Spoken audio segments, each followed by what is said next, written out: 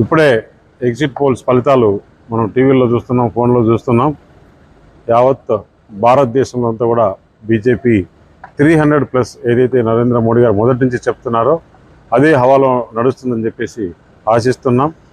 నేను కూడా ఈరోజు విజయవాడ కనకదుర్గమ్మ దర్శనం చేసుకొని ఇప్పుడే రాజమండ్రిలో, అంటే 7 అయింది రాత్రి. నేను ఒక ఫ్లైట్లో ఉన్నాను నేను చెప్పు. ఇప్పుడు ఫ్లైట్ దిగిన తర్వాత నేను ఫోన్లో ఆన్ చేసి చూస్తే ఎగ్జిట్ పోల్స్ అన్నీ కూడా అటు భారతదేశంలో ఎన్డీఏకి, ఇటు